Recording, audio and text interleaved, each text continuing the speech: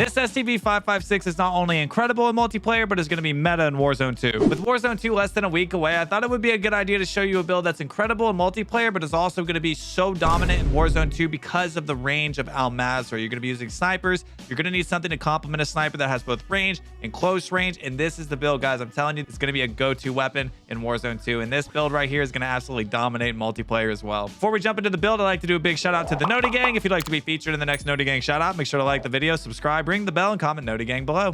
Okay, guys, let's take a look at our STB with attachments and tunings. First up, for the muzzle, we're going to be rocking that Harbinger D20. It's going to give sound suppression, bullet velocity, damage range, and recoil smoothness. It's going to keep it a laser beam. Next, we're going to be rocking a comb. It's going to be the FTAC C11 riser for, again, ADS speed and sprint to fire, which not only lends itself to multiplayer, but trust me, the range and the capability of this, once you see it, it all comes together. Next, for the rear grip, we're going to be rocking the STIP 40. It's going to give you recoil control to kind of start smoothing out your recoil, make it an absolute laser beam. And for our fifth and final attachment, I found not only very useful for multi, but you're gonna want to use it for Warzone 2, is going to be the 42 round mag. And I know what you're thinking, that's a big hit to ADS movement and all of that, but with the weapon attachment tunings that we are about to do, it's going to balance this out and make up for it. Okay, so those are your 5 attachments. Let's jump into the tuning. For our first weapon attachment tuning, we're going to be jumping into the muzzle, and we're going to be taking our slider on the left side, and we're going to go all the way down for ADS speed. And on the bottom, we're going to just slide this all the way for aiming idle stability. You'll notice with the AUG that the weapon likes to sway a lot, and if you do with the attachments that we have here, if you do not do this on your weapon attachment tuning, it's going to be kind of all over the place. So this is going to help a lot in that way. The next attachment that we can tune is going to be the comb. So we're going to go in here and we're going to take this. We're going to go all the way up with our recoil stabilization. That's going to help a little bit with that bounciness. It's going to smooth out the recoil. And we're going to take this slider down here. And we're going to go all the way over for that ADS speed. Okay, guys, ADS speed kind of being the king. And once you see it all come together, you'll see why this build is so dominant. And for our last attachment that we can tune is going to be the rear grip, which I know you can't see on the screen now. So obviously with the comb, you go to 2. For the rear grip, we're going to go into tuning, and we're going to be jumping our ADS speed up even more and the almighty sprint to fire speed. This specific weapon tuning is so good on the AUG with these attachments that you're going to have high ADS speed, high sprint to fire speed, recoil, and just overall mobility with this build, guys. Let's jump into the gameplay. You can kind of see how all of these attachments come together. Oh shit. All right, so we're gonna be using this STB fully tuned, and man, it's going crazy. I've got this thing gold already. I'm a big fan of it, and I'm going to show you guys why I love it so much. I think we've already, at this point in the video, you guys have already seen the loadout and stuff like that. So it's my job now to kind of show you what those attachment tunings do. And as you can already see, the ADS speed is just so good. The way that I built this was to be good at both close range and medium range, because I'm kind of getting prepared for Warzone 2, Warzone 2.0. And this build feels like this is going to be like in the top 3 to pair with like a sniper and stuff. I kind of look at it as almost like an FFAR, how people ran the FFAR as sniper support for a really long time.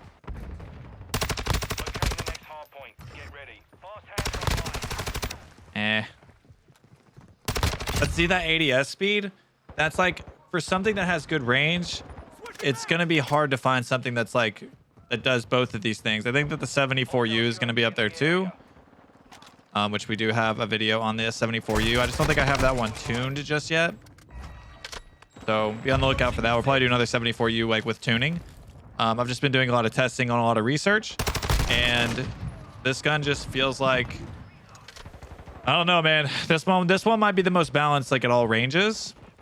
Well, that maybe the 74U wins out, just like in that close range area. But I'm gonna win it. I'm gonna win a medium and longer ranges with this gun versus the 74U.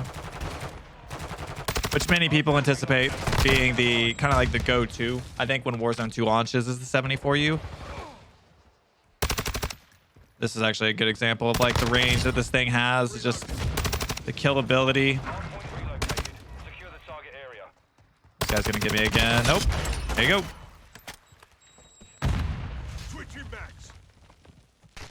Oh my gosh, man. It's just ridiculous. But like, that's the thing too, is it's really good with, like, it's pretty good with no attachments, this gun, but once you tune it, once you get these right attachments on it and you really lock in the ADS speed, the idle sway, and the range,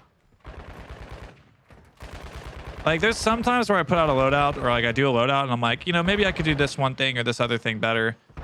I'm super confident that this build, exclusively this build, is one of the best in the game right now. And I'm just super confident that this build is going to take you guys to, look at that. That's ridiculous for a gun that has this range. I'm very confident that this build you're going to be very satisfied with if you give it a try. Like, look at that. It's perfect at range. That's what I think is great. And if you guys have seen any of the Warzone 2.0 footage, there's a lot of range in that map. So much so that the sniper supports are really going to shine, or the snipers are really going to shine, which means you guys got to start thinking about sniper support. And I'm telling you, this is it. That mantle, that post mantle and shot time it's not great. It's not great. Look at that. Look at that. Look at this. Come on. What are we talking about? What are we talking about right now?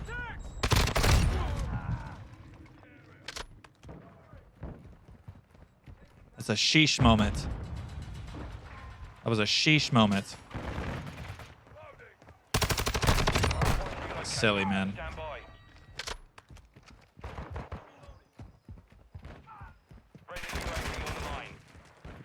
Here's something else that I've done lately is I have been nice shots.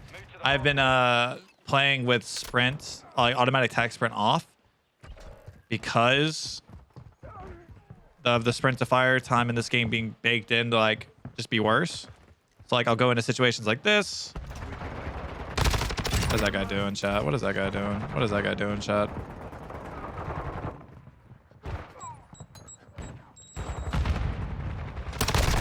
Nice, good shots. Is that a 74U actual? Yep, there you go. So kind of what I was saying earlier is that the 74U is going to win that closer range, but if I see that guy on the field again and I have a little bit more range on him, which would be perfect for the video if that happened, I'm going to win that fight. I'm going to win that fight at range. He's going to win that fight a little bit closer. Nice shots.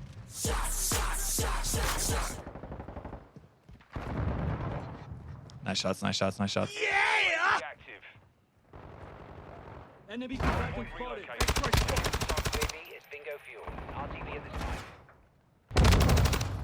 There you go. Put steady here. Not that it really matters that much because nobody can hear effing footsteps in this game anyway. I think after like Warzone 1 and Rebirth and stuff, a lot of people are having to retrain themselves to not just reach out everything because of the kill speed, and the time to kill in this game is just so low. That's why I took that auto tac sprint off. Like, just stop putting yourself in sprinting animation, because you're gonna be at a disadvantage once you stop sprinting. Ooh, I stopped shooting. Friendly UAV on station.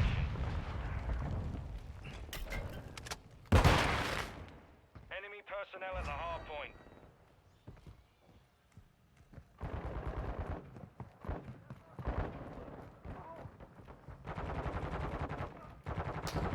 Enemies inside the perimeter.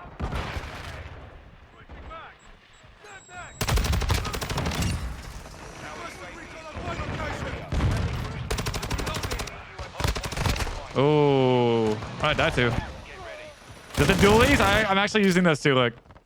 By the way, this is just like a little secret tip of this video, I guess. Watch out for these. This is an instant time to kill. So I don't know what the future of the dualies are gonna be, but nope. That was a terrible flash. Just ignore that. Pretend like I didn't do that just now. Ooh, we beat the dualies out with a hippie. Oh my goodness. Ah, that's right. She'll just save that man's whole career. Right to my left. Oh, that's a friendly. Just kidding. Let's get some range here.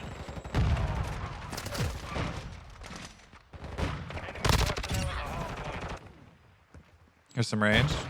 Oh, that guy's head just got fully. Once again, beat the dualies out. That guy might be coming up here.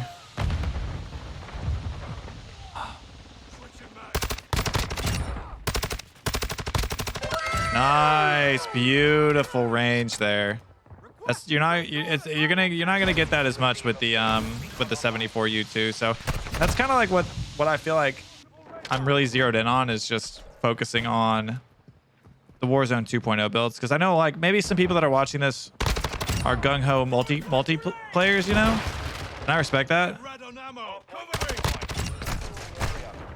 I'm more of a Warzone guy, so a lot of the leveling, a lot of the camo grinding and stuff like that, just kind of for me is in preparation of Warzone. Look at that time to kill, man. What is that? Location updated. Capture the hard point. Yeah, this guy like right underneath. Nice.